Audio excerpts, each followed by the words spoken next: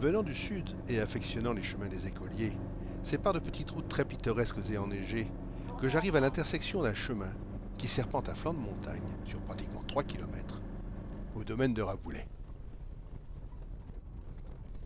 Situé au sud-ouest de la Haute-Loire et à l'ouest de Langeac, le domaine de Raboulet se trouve totalement isolé en pleine nature, dans une zone de moyenne montagne s'étageant de 700 à 900 mètres d'altitude. Quelques minutes suffisent pour rejoindre le rendez-vous de chasse.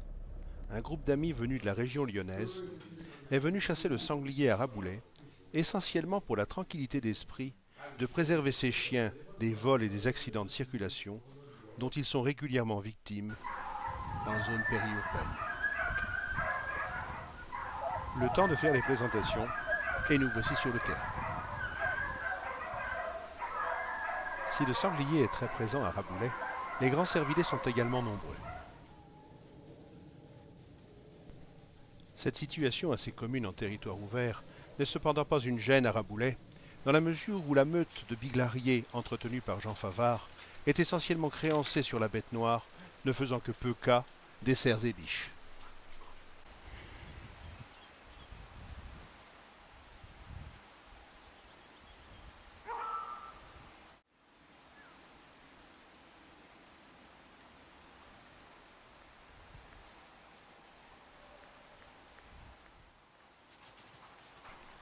D'entrée, les chiens tombent sur une compagnie de sangliers qui éclate littéralement dans cette lande à genêts particulièrement dense.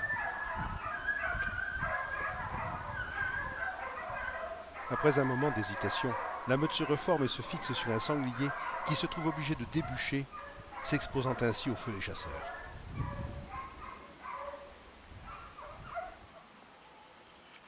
Cette option de fuite lui sera fatale alors qu'il franchit un glacis particulièrement dégagé.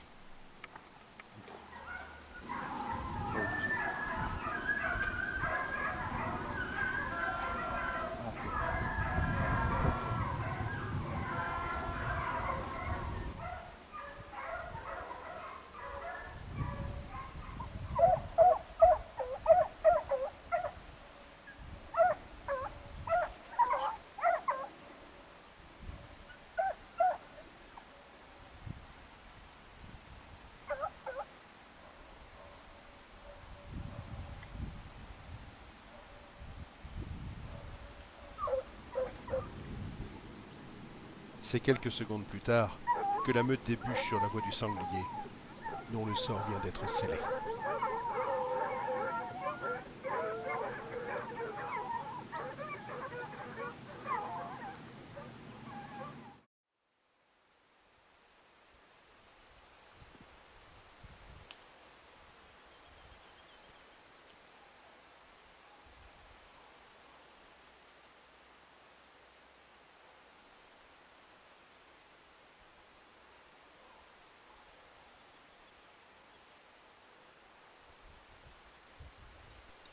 Dans la pente, au poste 16 qui jouit d'une excellente réputation, Robert se tient prêt à toute éventualité.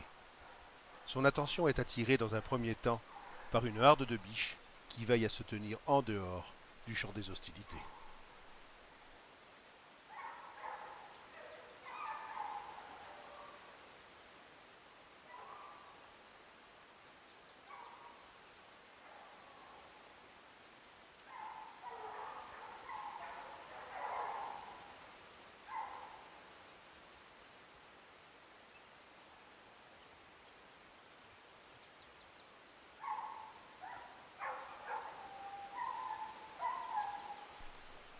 La menée laisse entrevoir un sanglier non identifiable qui se défile entre les arbres.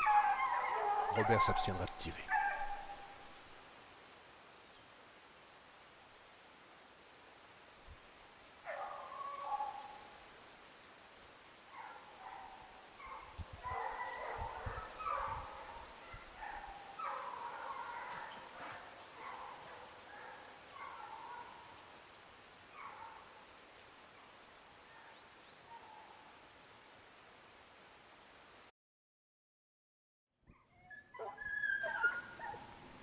Un autre sanglier vient d'être relevé.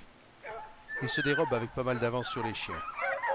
Il ne tardera pas à être rejoint et sera tiré tout en bas de la traque au franchissement de la rivière.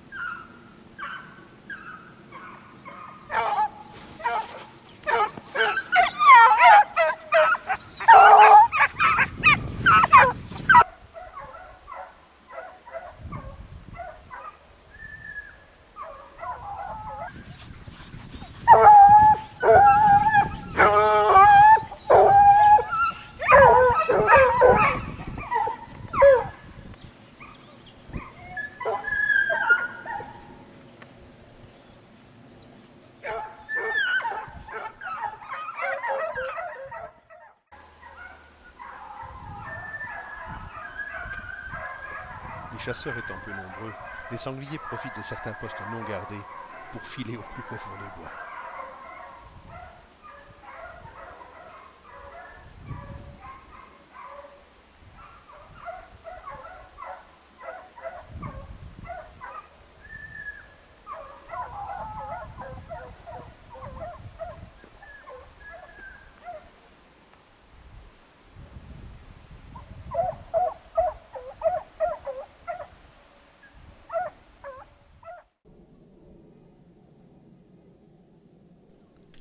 La fin de battue est sonnée.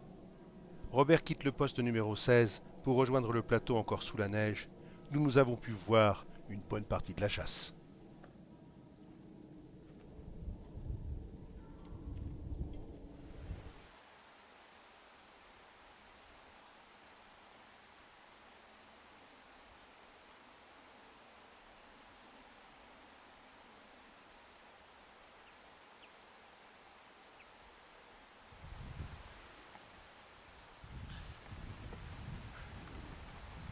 Tu l'as vu passer?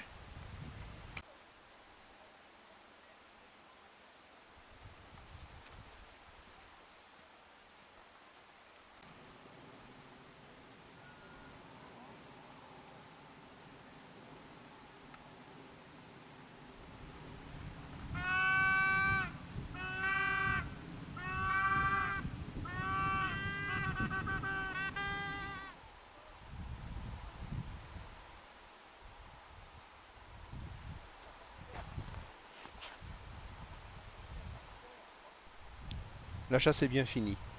Le premier sanglier est ramené à la piste où il sera chargé sur un 4x4.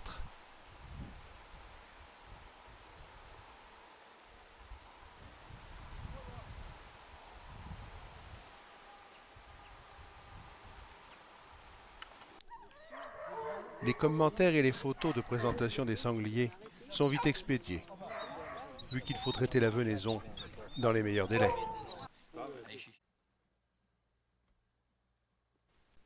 En dehors des battues spécifiques aux sangliers, le domaine de Raboulet accueille également les chasseurs qui privilégient la chasse individuelle tant à l'arme à feu qu'à l'arc.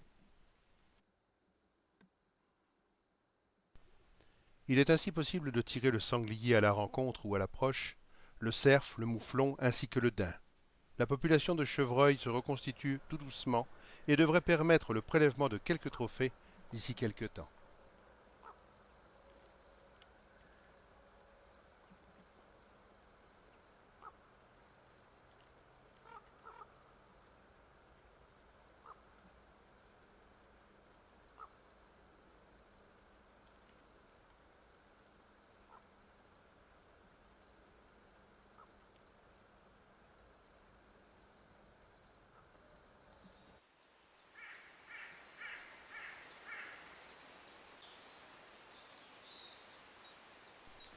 D'ores et déjà, quelques grands cerfs encore jeunes devraient offrir des trophées respectables à l'automne prochain, et certainement plus développés encore dans les 2 ans qui viennent.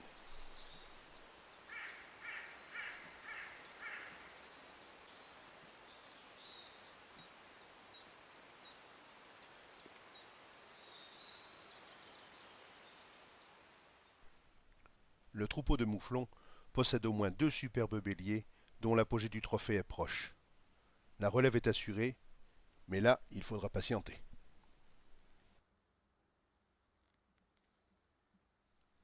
Quant aux daims relativement peu nombreux, ils constituent des opportunités particulièrement attractives, notamment pour les chasseurs à l'arc, qui trouvent dans ces animaux des gibiers passionnants à chasser en raison de leur méfiance et de la qualité de leur venaison.